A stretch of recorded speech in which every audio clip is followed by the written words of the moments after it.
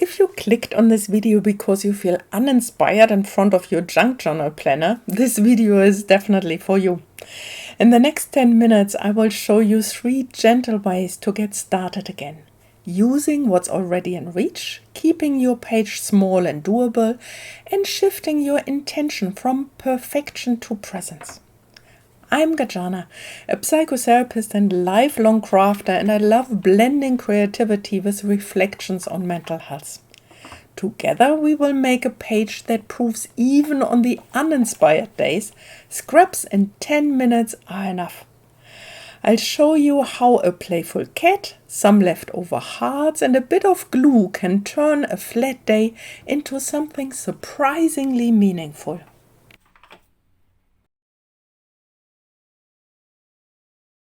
So here's where we begin. A planner waiting and me sitting here without much inspiration. Some days even opening these pages can feel heavy, like the ideas have dried up. But instead of forcing inspiration, I start small. I reach for what's already in reach. A packet of vellum stickers with New Zealand themes here. I have found them recently in an op shop. A few colorful hearts from a recent project where I used alcohol inks to create these little beauties here. And I really would like to find a way to include the little leftovers in my page today. And of course, I have the cutouts from my October Junk Journal Planner kit. I will put a link in the description below so you can download it for free from my Ko-fi page if you like to.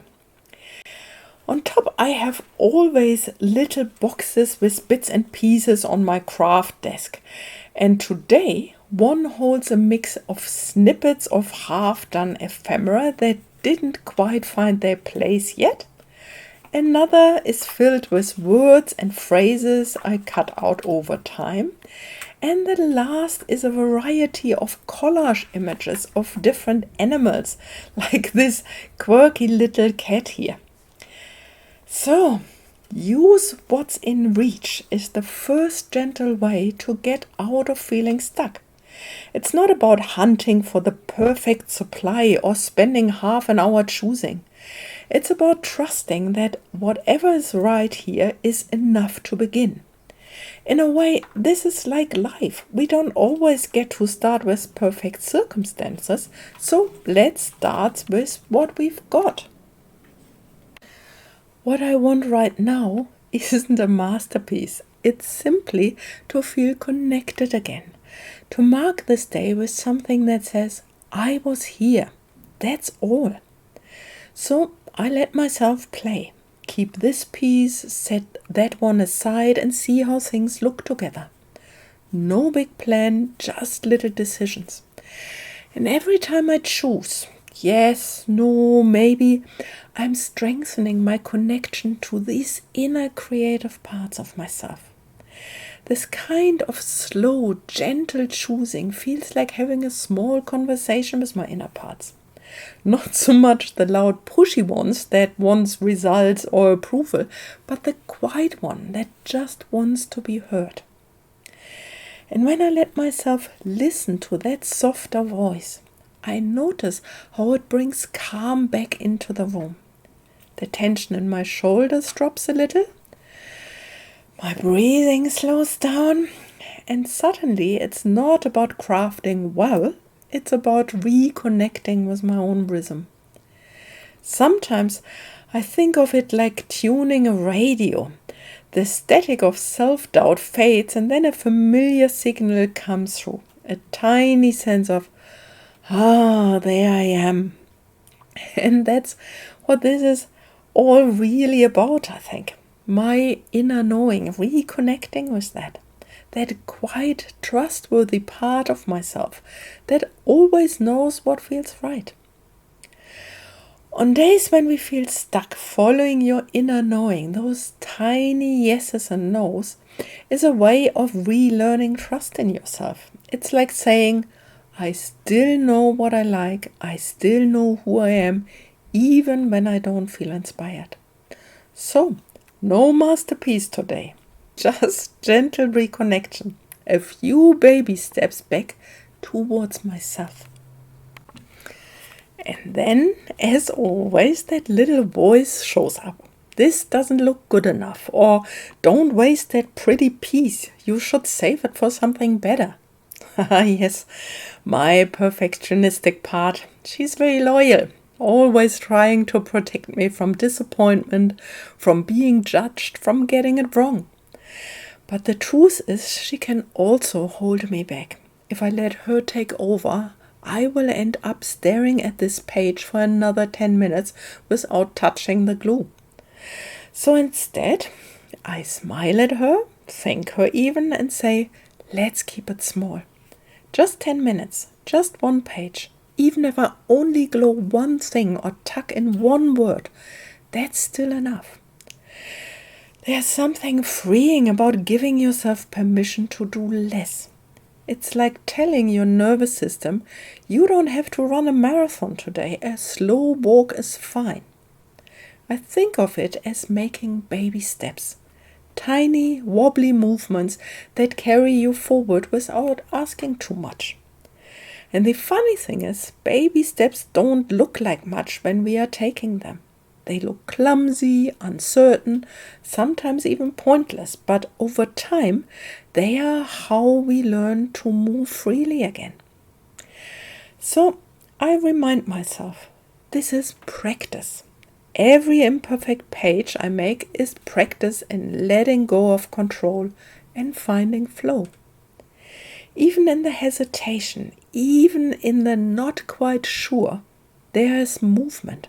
There's life, and that's enough to keep me going. The change happens quietly, and that small moment when I stop thinking and start gluing things down.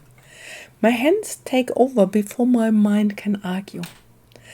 I glue down a journaling card from my October kit and turn it into a side pocket. The steampunk cat, bold and a little cheeky, decides it wants to live right on top of it. Suddenly the page has a character, a bit of a story, a spark of mischief.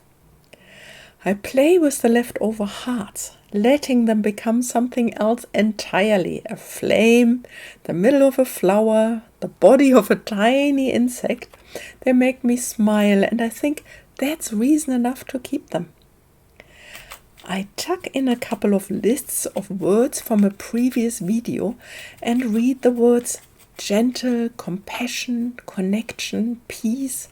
They peek out just slightly like little reminders whispering from the pocket.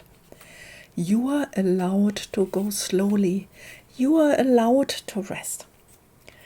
Then I noticed the vellum sticker that says Atafai, a Maori word meaning kindness. I love that word. It feels warm, like a hand on your shoulder. So I let kindness be the heading for this page. And this is the moment something shifts inside me. The energy that felt flat begins to soften. Not excitement, not inspiration exactly, more like exhaling. Sometimes creative flow doesn't come as a burst of energy, it arrives as a sigh of relief. And that's what this little page becomes, a small exhale, a release of pressure, a reminder that joy doesn't always look like fireworks. Sometimes it looks like scraps glued down with kindness. And here it is, my page for today.